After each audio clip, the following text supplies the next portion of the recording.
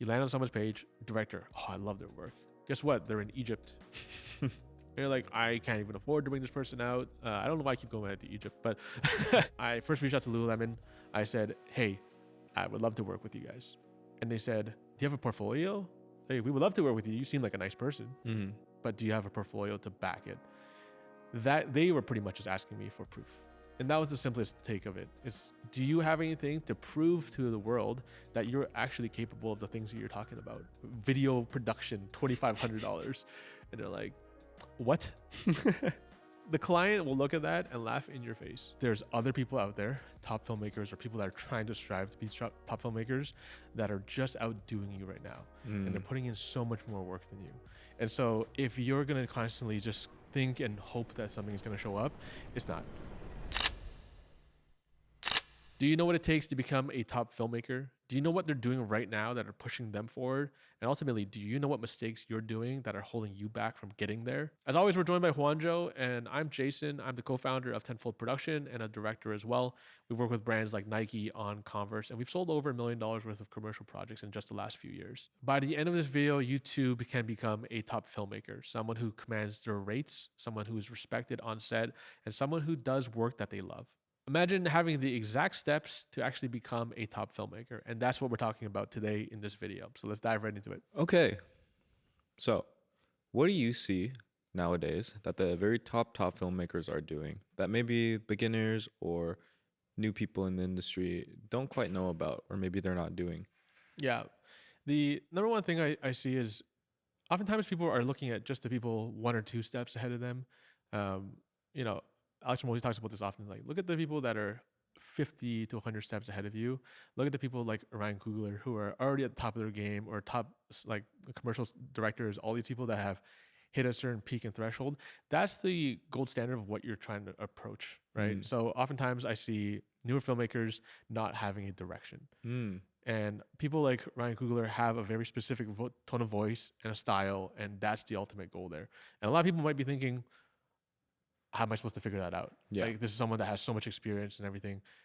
All these people have also started at the same place you are. The biggest change that happened for them is that they picked one destination, one goal, and they tunnel vision into that only.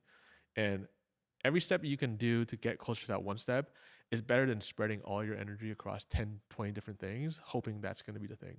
And so that's the biggest thing I think we'll start at, which is just picking a goal. Yeah, I think I've fallen into that a lot. Just because, and I don't think it was necessarily a bad thing when I was starting, but I would do a little bit of everything, this and that, camera department, lighting department, all of these different things. And it helped me figure out what I liked, what I didn't like. But once I made that shift of being very intentional with, okay, I'm a director, I want to be a director, how do I get there? That's when things really started to elevate for me. I wasn't just doing jobs here and there. I was really starting to build like a foundation for what's been a decent career so far. So I definitely think that's some good advice.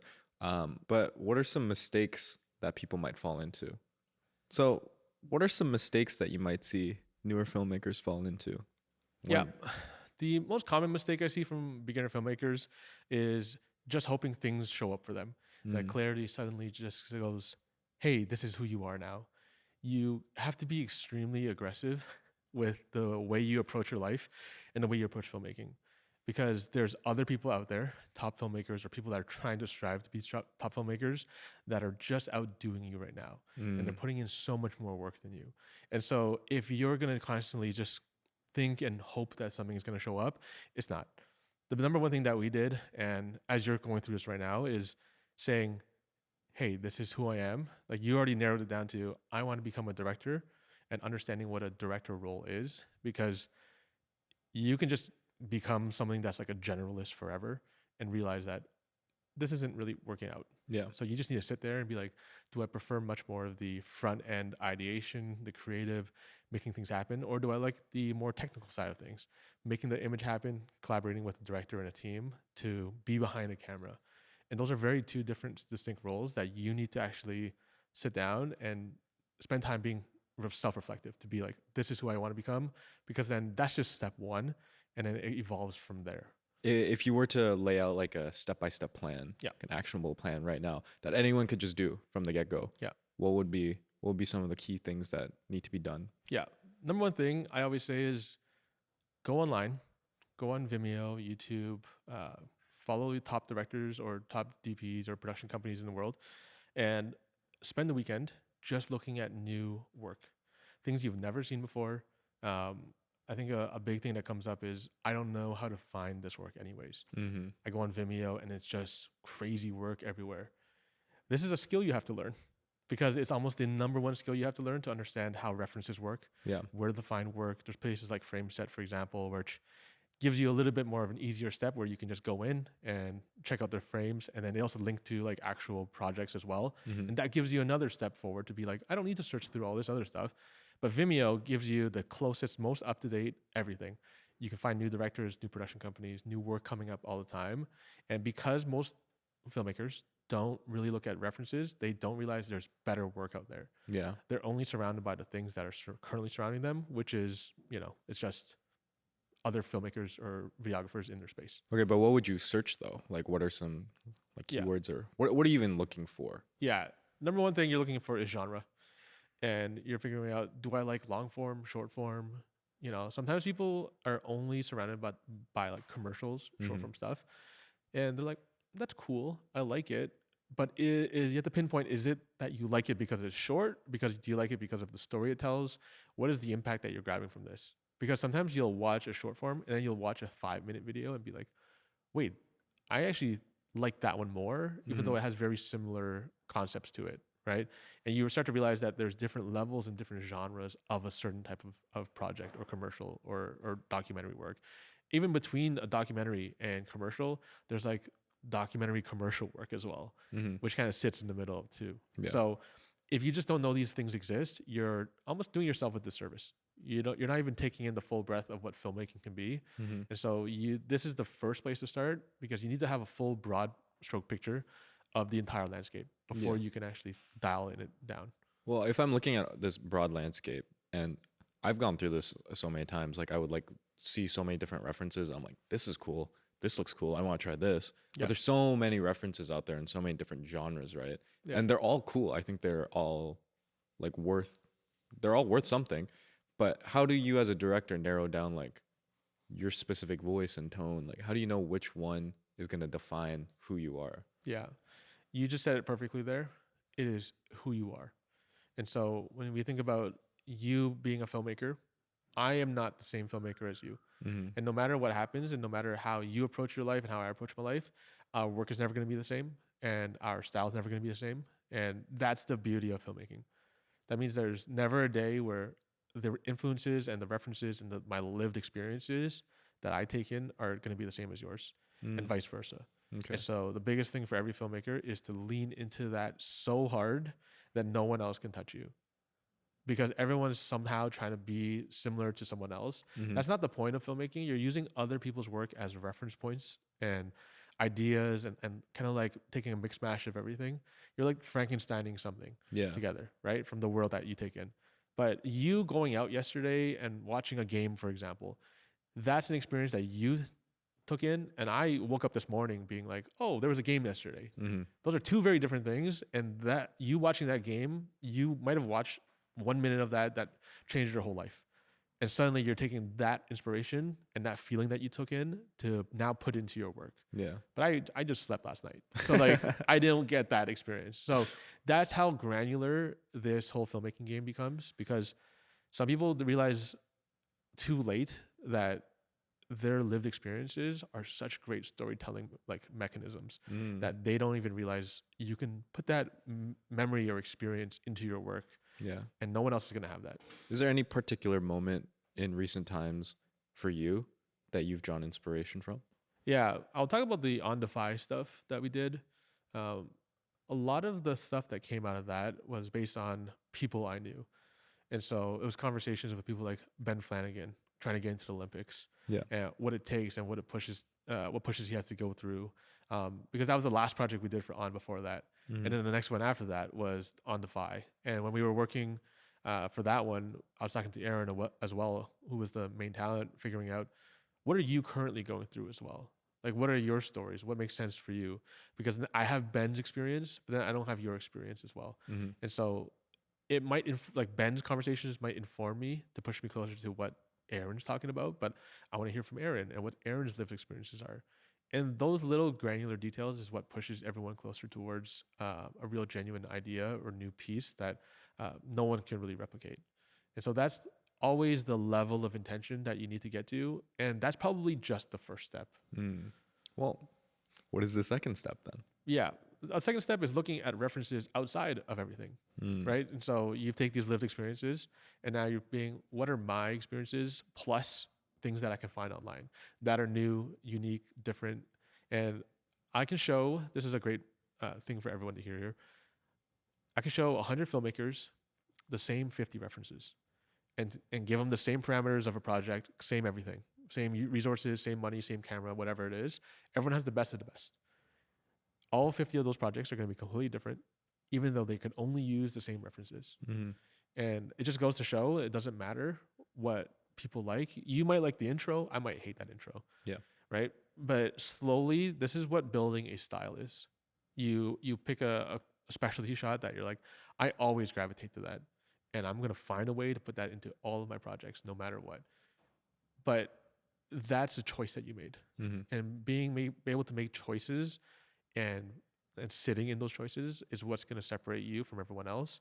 And so, which is why I always say the first step for all this and mistakes that people don't do is actually not expanding their full reach of understanding of what filmmaking is. Because the further you expand, and it's like the universe, right? It just keeps going and going and going. No matter what, today there's 20 other projects and commercials or spec commercials, whatever, that come out that you haven't seen that you might take another 3 months or 3 years to see. But someone might be sitting there right now, catching at the right time, catching the right kind of like concepts and ideas and seeing where things are moving. And that's giving them the one leg up above you because you're just not looking. Mm-hmm. I've always heard this quote from Rick Rubin from his book, but I think it's so true in this circumstance. He says that ideas they always exist. Like your idea is not necessarily original. It's already there, and you're just kind of like a vessel to bring it to life. And I always hear my friends being like, I had this great idea, but someone else already did it, or someone else just put it out. Yeah. And it just goes to show you, like, the great ideas are there for a reason. Yeah. These references exist out there. People are doing things constantly.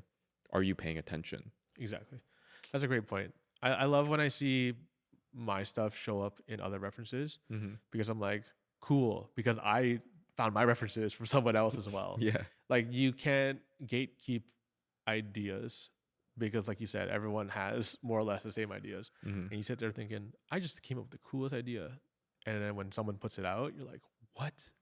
I can't do this anymore. Yeah. It's like, you can still do it. You just put your own spin on it. Be different. Try something new, right?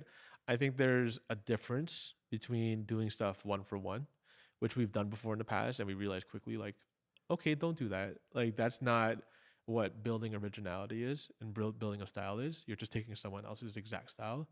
You want to take inspiration. And what that means is there might be pieces and parts. You're never looking at something like, I love everything from this top to bottom. That's not what the point is. It's about going in there and being like, there's something about this little section and this little sequence here that speaks to me, and I think I can make my version of this. And that's how you build originality. And those are the small steps that like the top filmmakers do to really elevate their work, and knowing exactly what's currently out there in the world, because their Rolodex of ideas expands way deeper than yours. After working on over $1 million worth of commercial projects and the 6 years of running Tenfold production, we created Set Memory because this is a place where we found all the best assets that we still use to this day.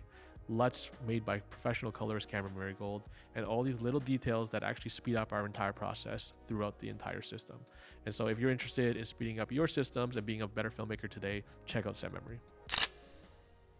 Cool. So now that you're aligned with what you want to do in life and what you want to accomplish within your career as a director or whatever you want to do, and you have all of these ideas and references in your Rolodex, what do you have to do next to actually get the ball rolling and start your career? The second thing you want to do that separates you from everyone else is the ability to create proof.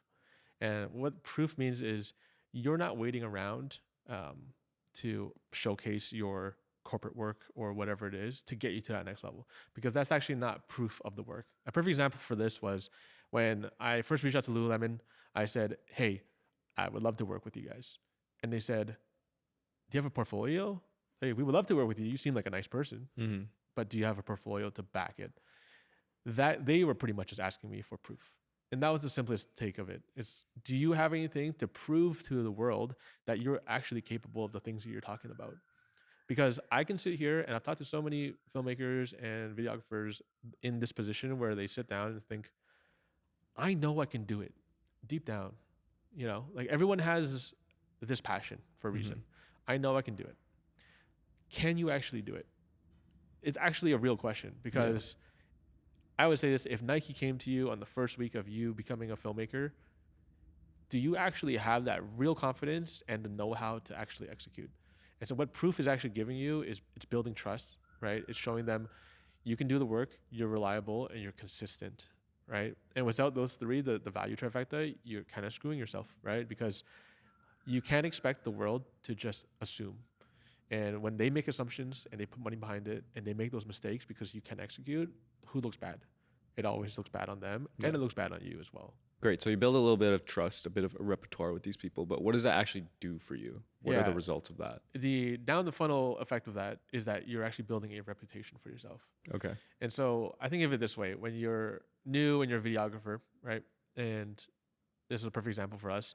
When I was just putting out sporadic barbershop videos and then a coffee shop video and then a random corporate video, what does that tell you when you see that? It doesn't tell me anything.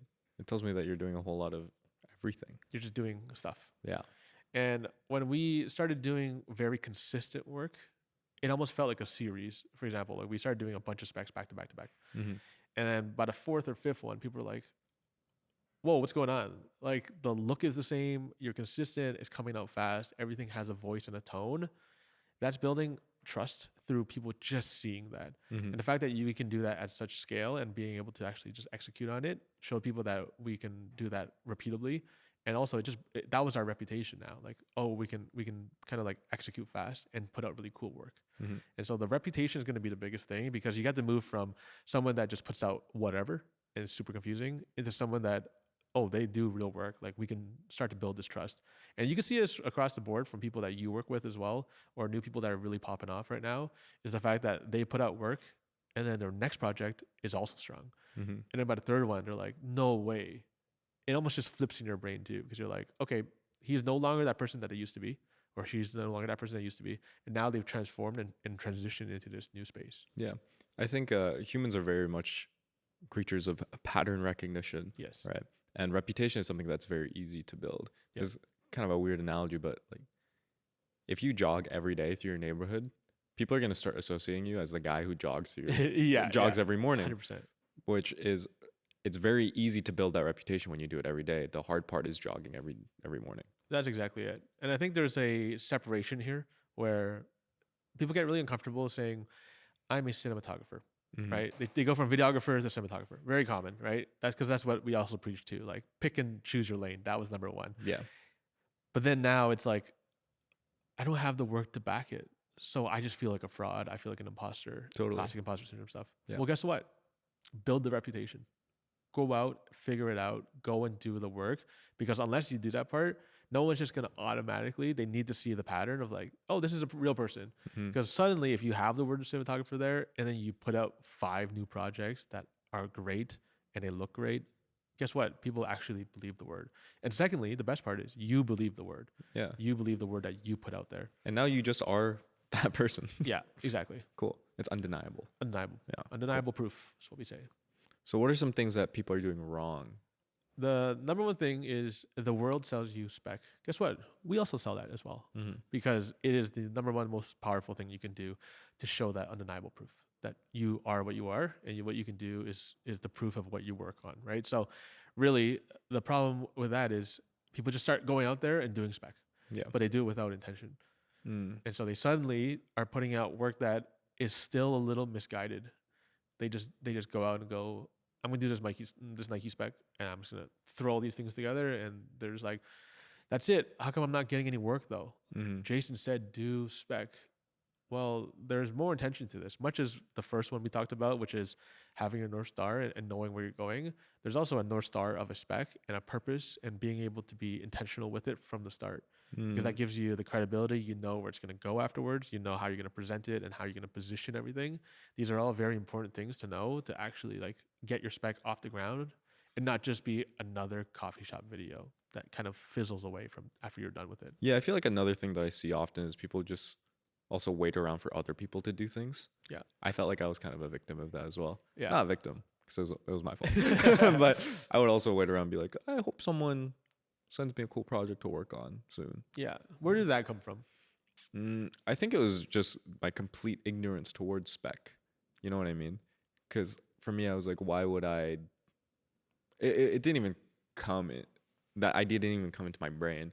But I could very easily understand if someone would be like, why would I pay money to do something that I should be getting paid for? Like, why am I doing free work? Yeah. But very often, it is the case of if someone was actually to pay you for this, are you ready? Like, Yeah. If someone was like, I'll give you $1 million if you can run a marathon in under 3 hours. I have made that bet before. Yeah. I've heard of a certain tattoo that you have. Yeah. But if you were offered that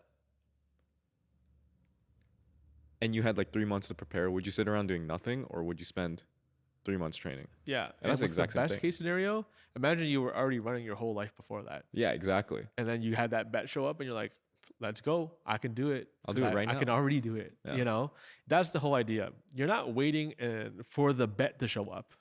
You're actually doing all the work beforehand. So when that bet shows up, you're like, I'm going to make $1 million right now. Give me the money. That's like a perfect analogy of that because it's like exactly how you plan for life. Mm-hmm. It is an actual marathon of like, if you think a spec project's also going to change your life in the next month after you put it out there, you're going to be hurt very quickly. Yeah. The point of spec and doing intentional spec is to position yourself for the best leverage points when they show up. Mm-hmm. For when opportunities show up in your pocket to be like, I've already done this project 10 times.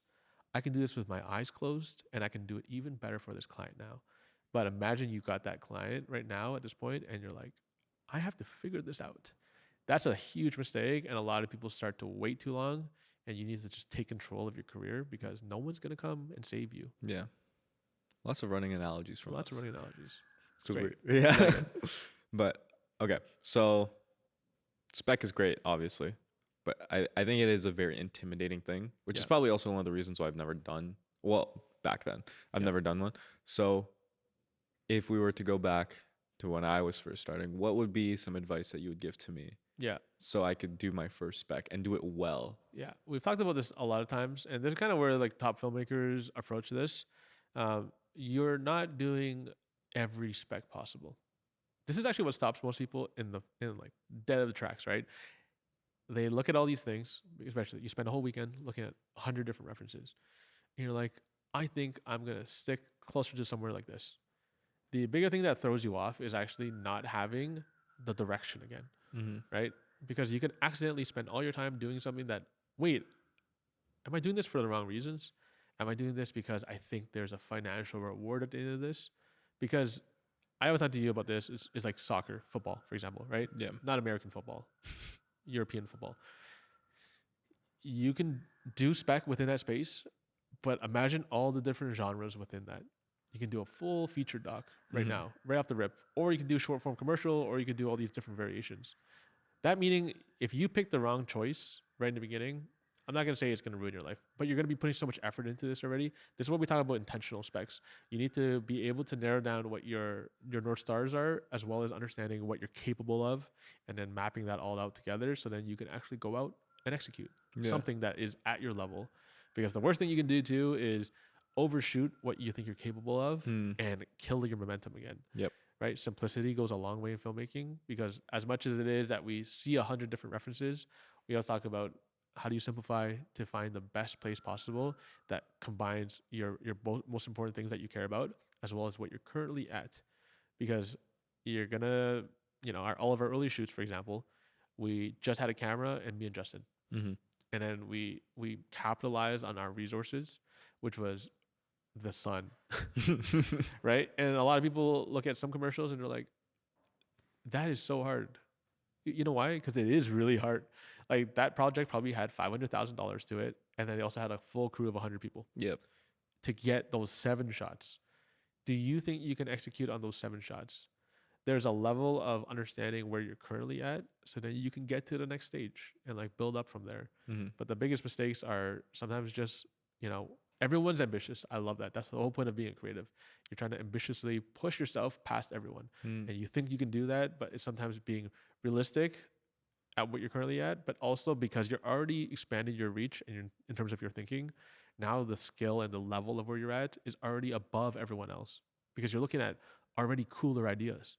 Automatically, if you try to get closer to that, you might not have even had that idea in the first place. Yeah, that's a great point. Yeah. It's very easy to make a step sideways or even worst case, step backwards where it does nothing for you or, you can't execute and it's very much a bad project. Maybe you burn bridges with the people you worked with. They're like, you let us down.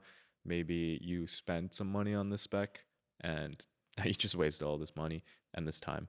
What if, I think that's one of the biggest things, that was one of the biggest things for me as well. Like, what if I can't afford to do this? What if I have no money or budget? Like, what would you recommend doing then? Yeah, I'll also talk on that little point you said before this of I just wasted a lot of money. In most cases, you are never wasting anything, right? Stephen Bartlett has a whole division in his business that's about testing and experimenting. And we do this and we think about it the exact same way. Every spec that you do, even if it's intentional in the beginning, right? Unintentional, you've just thrown some stuff together. You're at least one step closer because you've tried. And I think there's such an importance of reducing a pressure on yourself that it needs to be perfect. Yes, we shoot for bigger and better because we're trying to be better filmmakers. That's the baseline of this. You going out there and doing a bad spec is part of the game.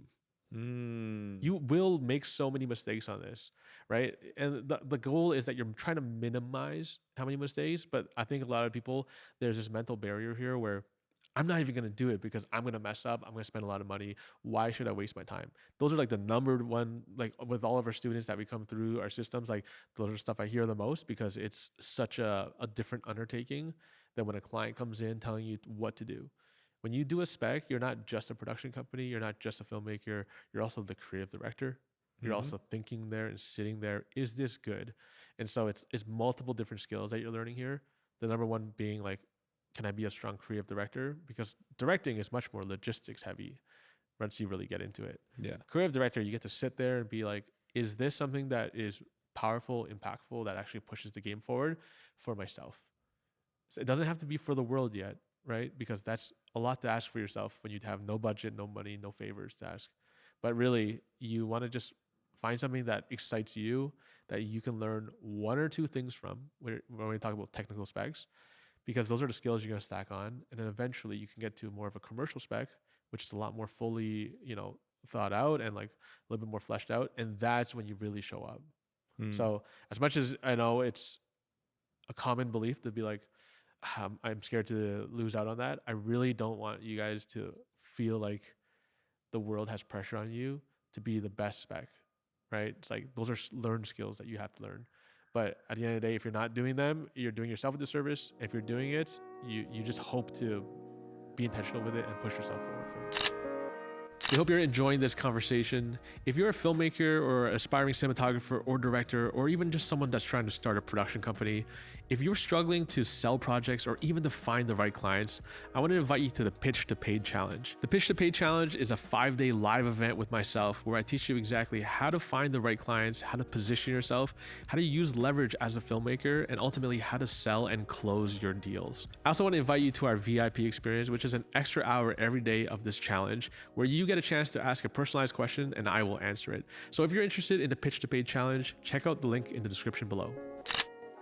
That being said, I think simple places for people to start are, if you're doing a spec, look at what you have access to, right? If you have a camera but no lights, okay, so maybe you won't do things where you have to light a whole scene, right? Because that's going to require extra steps and it's going to slow you down and it's going to stop you from actually doing and finishing a project. So look at sunset shoots. Maybe it's a dock style thing where you can shoot stuff outdoors, right? If you have no projects at all, maybe go and say you're really into skateboarding. Guess what? You go to a skate park, you film something, you ask some people, meet some people, shake hands, and be like, yo, can I shoot a skate video for you? They're probably going to say yes, because it's a nice community. The skaters are usually the nicest community people out there. True. And they're like, yo, let's run it. Cool. You've just opened up an opportunity for yourself to now get one step closer. Mm-hmm.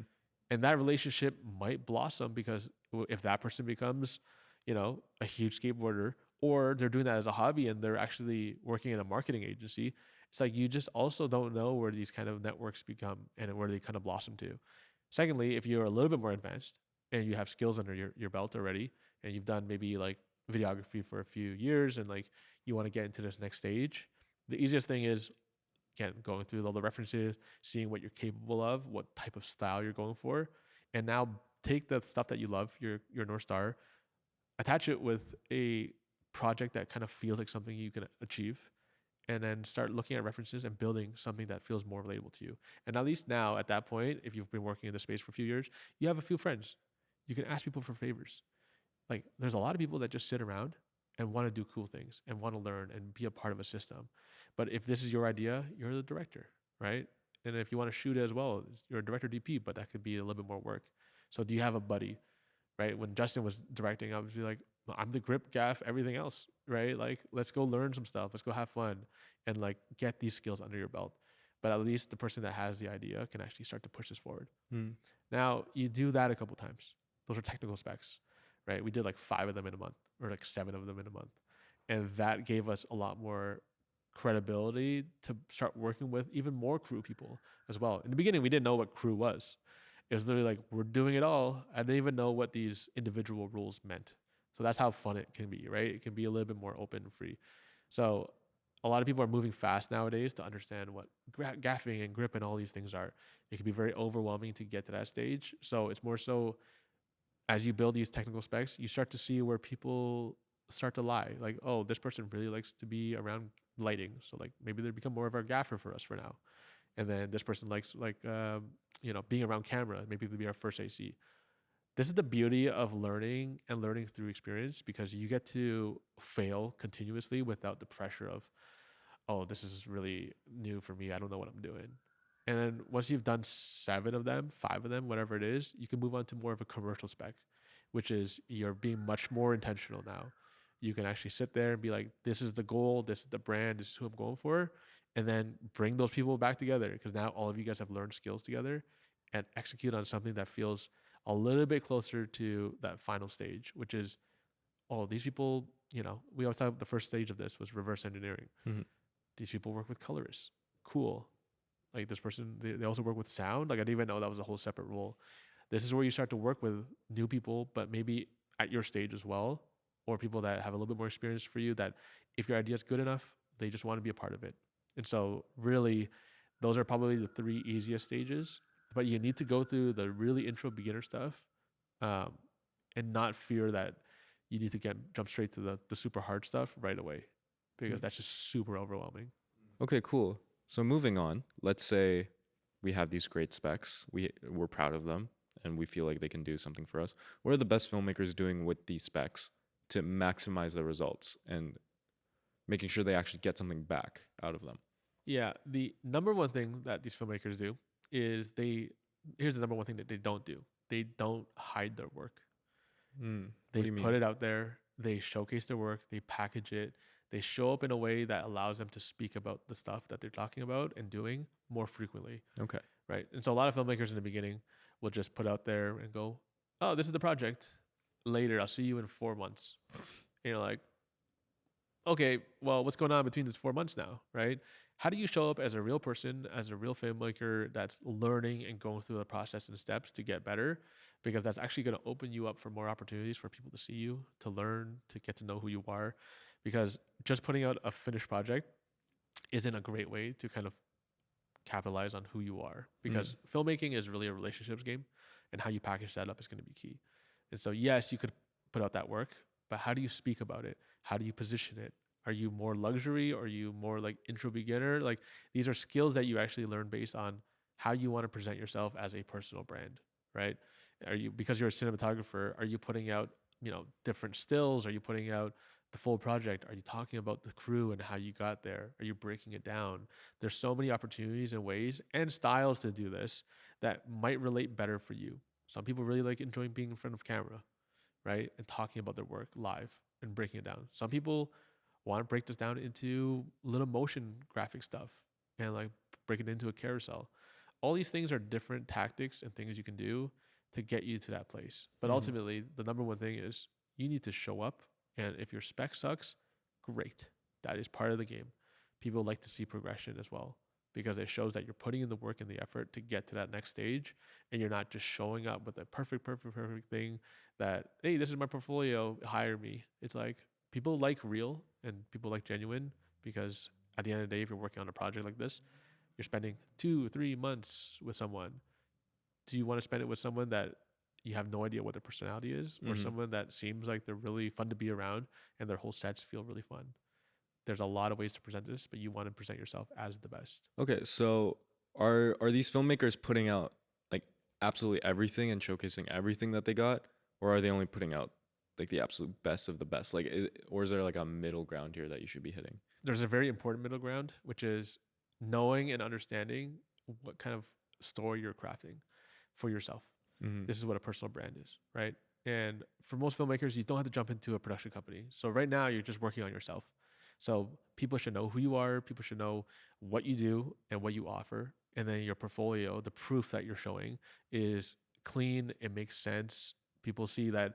Think of it this way. The effort that you put in to your own portfolio is a clear representation of the style of work and how much energy you put into your own work, right? When we started to brand ourselves at Tenfold, it was very clear that we were originally just putting out whatever. Yeah. And the second we started to put more energy into how we present ourselves, how we present our projects, all these little details, suddenly we were positioning ourselves to be a little bit more luxury, right? And a little bit more clean. Because do you want to work with the production company that just puts whatever they want up there, memes and videos and stuff that just doesn't relate to production, or the company that puts out BTS showcasing who they are? It's the back end of like their systems, how they work in the projects, and also saying really great things about the client, the team, all these little details.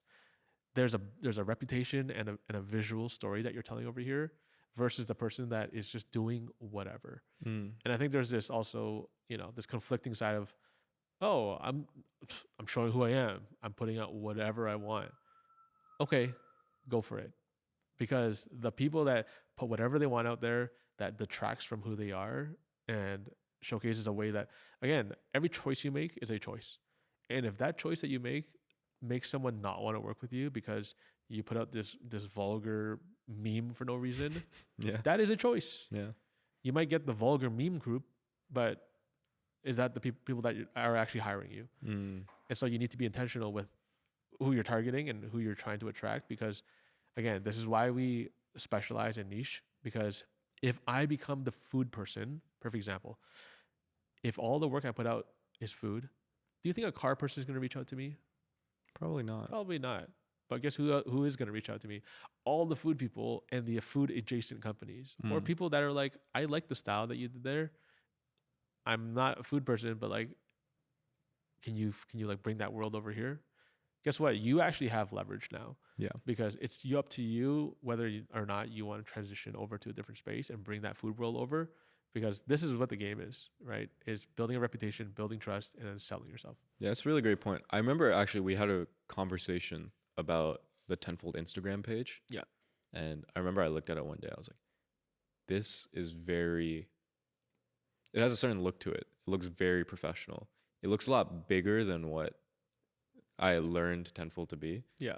Tenfold was very scrappy in the beginning. Yeah. Right. We're still pretty scrappy. We are still pretty scrappy now, even after like we've expanded, but still when like looking from the outside as a third party, looking at the Instagram, it's very much like, whoa, these guys do like big projects. These are like, oh, there's a lot of people behind this thing. Yeah. When really it's not. Right. So how can someone recreate that type of feeling with their own profile? Yeah. The simplest thing is just cleaning it up, right? If you're I'll use myself as an example because this is a very clean example. I tell this to people all the time, especially in the cohort. In the beginning, I had director and photographer in my bio. Mm-hmm. And I had photos up there still. I still have them, whatever. But when I had the word photographer in there, guess what kind of inquiries I got? People were like, hey, do you want to shoot this project over here? And I'm like, wait, I don't want to do photo for work. I just enjoy putting out photos. Mm-hmm. The impression that you put out is an impression, right? Someone's going to find you, and the first thing that you see is your page, right? They're going to dissect that. And if you say director, I automatically assume you're a director. What really dials it in and punches it in that you are a director is the work that you showcase right after, right? So like, I'm sure you do this. Everyone does this. You go on some new page, cinematographer, right? You're like, cool, cinematographer. Now, are they really a cinematographer? Mm-hmm. Do they have the proof, the undeniable proof that it's true? And that's how you kind of build this kind of separation and this kind of like togetherness.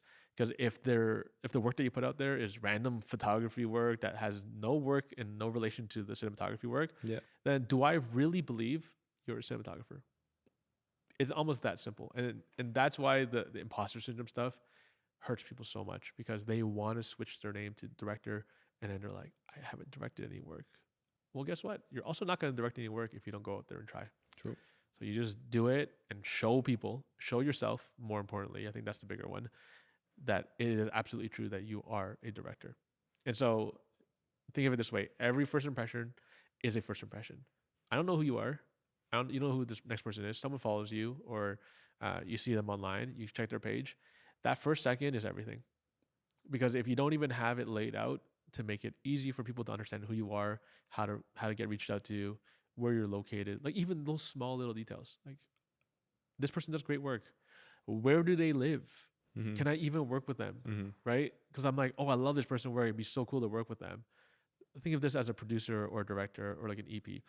You land on someone's page, director. Oh, I love their work. Guess what? They're in Egypt. You're like, I can't even afford to bring this person out. I don't know why I keep going back to Egypt, but like I can't afford to bring them out. Like I want someone local, whatever. I also, if I see a page and there's no name on it, and there's no information who they are, and there's no location, I'm not even going to go through the extra steps to figure out where you're from. Mm-hmm. There's so many options. There's so many options. You're making it more difficult for people to approach you with work. I know so many people, like I almost force people, like minimize what you do, tell them exactly what you are, even if it's what you want to approach and do more of, and then tell people where you live. Like it's so easy, right? Because every barrier you make for someone else to get in contact with you, to reach out to you, whatever it is, that's a you doing that situation, because no one wants to deal with stuff that's actually, never mind. I have a better option over here because I know exactly what they do. I've worked with them before. It's like that reputation that they've already built. You're so close. Oftentimes you're so close. You just are missing a few little details. And so cleaning that up, having a website that represents your work and who you are and what you do, the style, put your voice in there, your copy, and then making sure that people just truly understand what you are. Because if you want to say, because you can do stuff, right? I know people that have drone operator, this, colorist, all these things. But first thing, and I always ask them, do you want to make money off of that stuff? They're like, yeah, I could probably make money. You can make money off of everything. That's literally the whole point of the world, right? You can literally make money anywhere you want. But do you want to make money in a very specific niche, in the very specific thing that you enjoy? And that's what you have to do. Okay, moving on. So once you are very presentable and you have this very clear, defined identity and also like online presence, all of this is packaged very nicely. How do great filmmakers actually package their services? How do they negotiate and pitch that to clients so that they maximize their worth? Yeah, there's something that we always talk about, which is all the different genres and styles, direct to brand, agency, all these things, especially even if you're starting out with smaller businesses.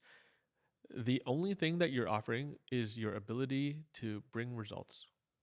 And so what that means at the top level, when you're working for an agency is bringing you a brief and they're asking you, are you the right person to bring this to life? And that's the result. Can you bring your style and your voice to this project, and can you execute on it? Yeah. Great. When you do a documentary, it's like, can you bring this documentary to life? It's all the same stuff. Even at the smallest level, when you're working with content or clients that are like a little bit brand new or like small businesses, the result for them is like, can you create this video so I can make more money off of it? And when you forget that this is a business structure and not just like, you want that? Well, I'm just going to do what I want. Like the goal here for a lot of people, they're spending money with you so you can create the thing that's going to help elevate their life. Yeah. Can you sit in their seat? Can you understand what they're doing? Can you be a strategic partner for them to actually execute on this? So then they win, you move on, do more projects. It's almost that simple. But don't get into this fight for no reason where you think ultimately everything you do is the best choice, ultimate choice. Screw you guys. Like, you don't like this cut? Well, I'm not going to give you another edit. What do you mean? Like, yeah, you want to be able to bring your energy, and that's what they're hiring you for. Mm-hmm. At the end of the day, these people are hiring you to get the result for them, not for the other way. They're not paying you so you can go and have fun for yourself. Yeah. Right. So you just need to know that everything is really a results driven way in some form of way. Right. And if you want to go and do your own specific cut, there's the option to do director's cuts. Right. Which is just going in, editing your own version of it. Like, oh, this is kind of how I would take this if I had full creative control, whatever. But at the end of the day, these people are hiring you. Mm-hmm. They're giving you the money to give you this opportunity. And so you need to learn when to fight and when to kind of like live on a certain hill and be like, cool, I'm okay with that. I want to continue having money in the future. True. Yeah. What are some other potential money mistakes people are making? Yeah. So the number one that I was talking about earlier is not really understanding their true goals. And usually that comes back to bite you because you realize that you've misplaced your energy, not focusing on, oh, wait, the goal was actually this. Like I've positioned this, or I try to make this too much about this angle that is actually not helping their ultimate benefit. The next one is because you don't know what the goals are for a project or the results that you're going for, you're billing completely differently. So the top filmmakers know what they're billing for and how to bill for this. And this is kind of like a little bit more nuanced because there's production companies and individual filmmakers and all these things. At the end of the day, the price that you put out there is based on your skills, your experience, and how you actually can execute. It's not based on, I wish I could make this much money, or, I wonder how I can actually like make more money on certain things, or like if you send a quote out and you're trying to sneak more money into billing for like a first AC and they're like $4,000 each day, that's a bad reflection on you, whether it's as a production company or as a producer or as a team, because it shows that you have inexperience in that and you don't know what the right boundaries are to set and how to actually run a production properly, right? I always say this stuff too. It's like, that is the first impression as well.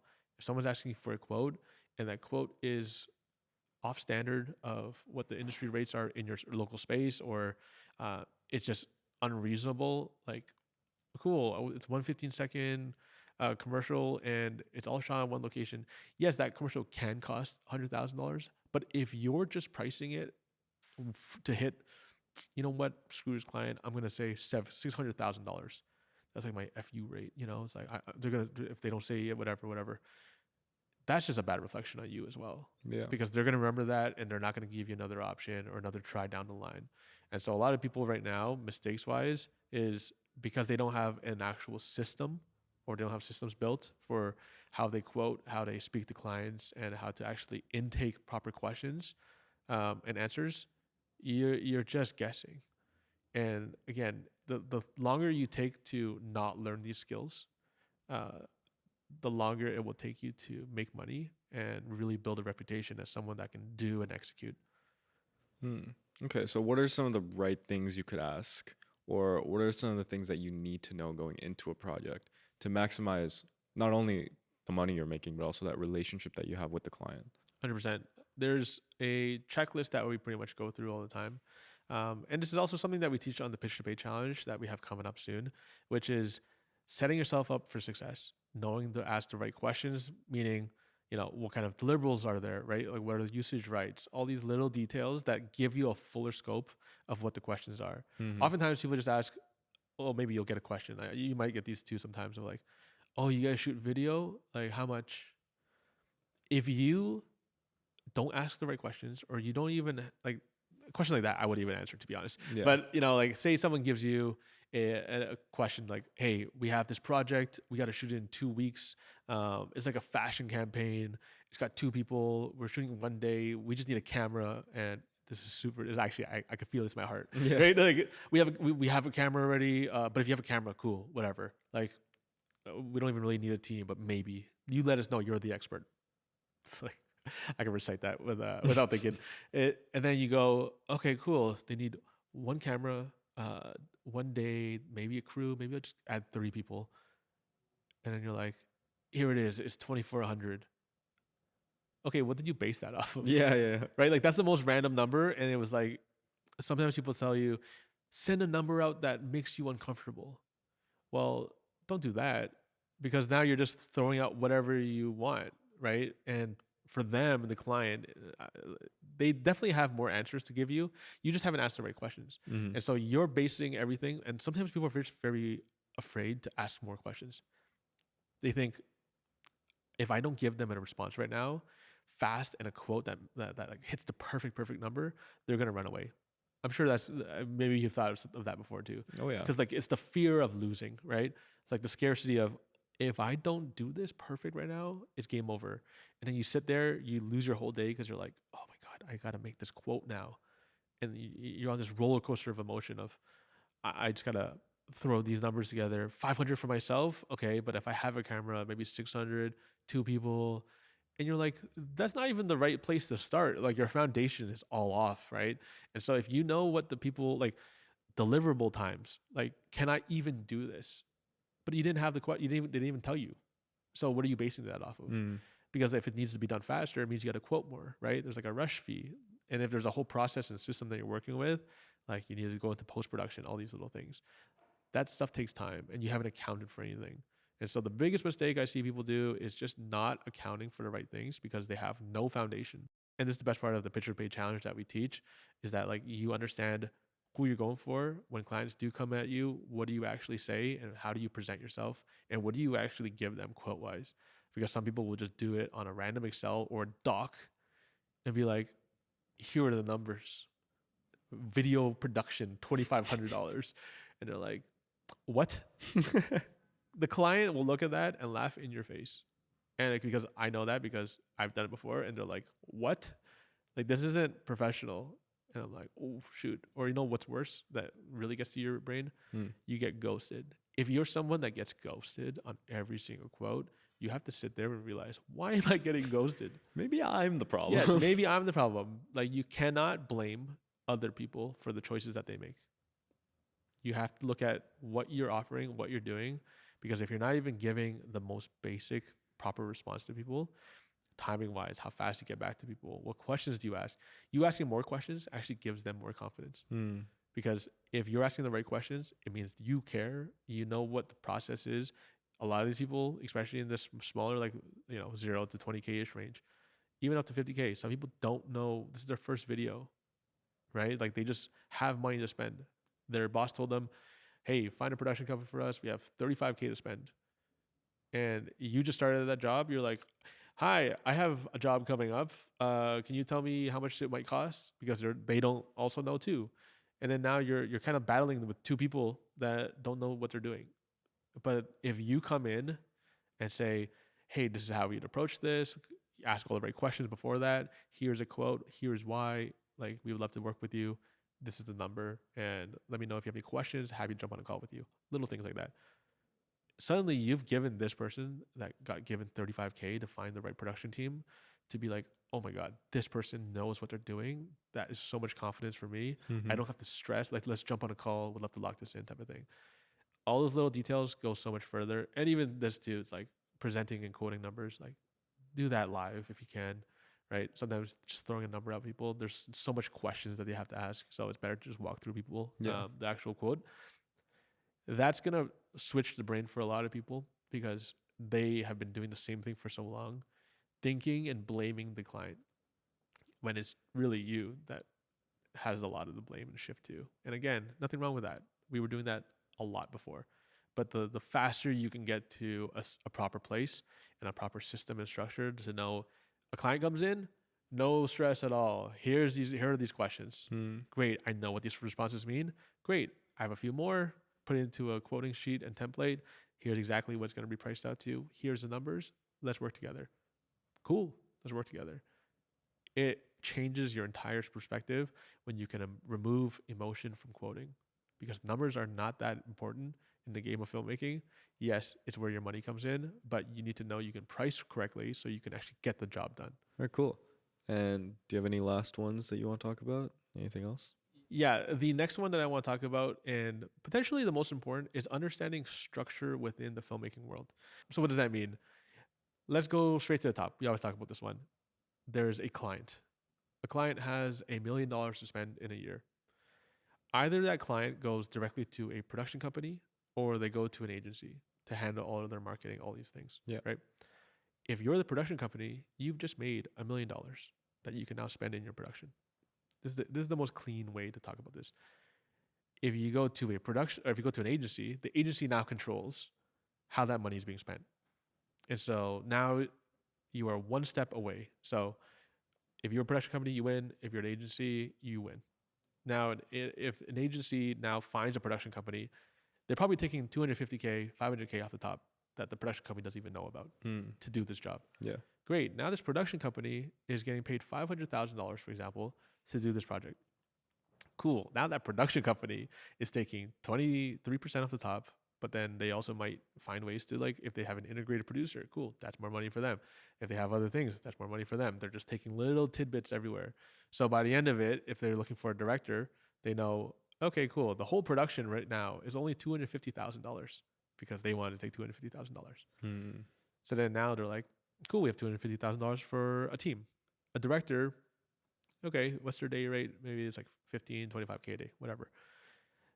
Because they are so important to that project, because they are one step and the closest to the production company. But as you realize, the further down you go, and this keeps going down and down and down and down and down and down, all the way down to like a PA or like, you know, someone just starting an intern, for example. Intern might not make anything, or they might get minimum wage for the project, whatever it is. But then you also get a PA, you know, it's like every level of separation means you're one step removed from more money. And the top filmmakers position themselves closest to the top. And so this goes both ways. If you're a production company, you can see why people make production companies. Yeah. If you can execute at that level, because it means that you get to control. And so this is purely a positioning and leverage thing.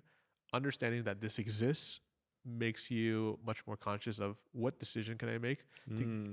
Where do I want to be? Yeah. Because it's not just like, oh my God, so production companies make a lot of money. I'm a production company now. Okay, remember everything we've talked about? Can you prove that you're a production company? Can you show up? Can you be reliable? Can you actually execute on the work? Because if not, you're just saying you are, and you actually look worse on yourself because you're not putting the time and energy there. Yeah. And so this is all to say, understanding in most cases that there are different levels at every scale of this, and there's top filmmakers for a reason, is because these people just know more. And they've been in the game more, and they understand the systems to get there. And if you don't know those skills, this is why mentorship is so important, because if you don't even know they exist, you just never get there. You just keep spinning your circles and wheels all over and over and over and over. And yeah, that's pretty much like the top 5 things I see from the top filmmakers right now. Yeah. And the people that are really running this industry in space is being able to know more and do more. Sounds super simple because there's a million steps to that. But if you are just stuck in your bubble and you want to get past these stages, there's places like online to learn, study. There's places like our Pitch to Paid challenge that's coming up, which is going to show you exactly these different steps to get to that level, what it looks like to become a 6-figure filmmaker and actually sell projects at that scale. These are the important things that, like, people just, honestly, I didn't know half of these things until I forced myself and were put into these positions, right? This is why it's always better to look at people like 10 steps ahead of you, and then 20 steps ahead of you, and then 100 steps, because once you have those conversations, you can minimize the amount of money it takes and amount of years it takes to get there. The person that's been doing this for 30 years, they're laughing at the stuff that you're doing right now, not the skill level, but because you're hurting on the stuff that they're not gonna laugh because that's pretty rude. But like they're looking at it like, Oh, that's not even an issue that I've thought about in the last 26 years. So they almost can't even relate back to you anymore to be like, but as you grow, you're getting a little bit steps closer to them. And so they start to feel like, oh, okay, cool. I know exactly what you're going through. Here's how you kind of navigate that stuff. Yeah. But ultimately, if you guys can follow the steps and the skills and everything we talked about here, you will push a little bit further every day. You just need to be active at it, right? Like that's the number one thing. If you're not outdoing the person beside you, then that person will just automatically be better than you. Because how am I supposed to catch up to someone if you're doing zero? If you haven't looked at a reference, this should really hurt you guys. If you haven't looked at a reference and you're trying to become a director or cinematographer in the last week, you are spending your time doing the wrong thing because you have not raised the skill of your own personal taste and your own personal levels. And if you haven't talked to someone new this week, you're also doing yourself a big disservice because how are you ever going to grow unless you put yourself in the right positions, in the right places? Because the best places that happen are you meet someone and they're like, we're going to a party today. It's a whole industry event. Oh, great. That's amazing. Because if I didn't talk to you, I would have just sat at home not doing anything. This is a chance happening, and you need to increase your chances of people finding you and these opportunities that exist through numbers, right? You just got to do more and more and more. So before you try to do everything in the world, just focus on like 1-2 things. The things that we talked about the things that we talked about in this podcast, and take those skills, internalize it, go and do it, and then reply back to us. Let us know, right? Like, let us know, message us. Let us know if you actually listened through this whole thing. And if you did, if you got to the end here, comment below the word, I did it.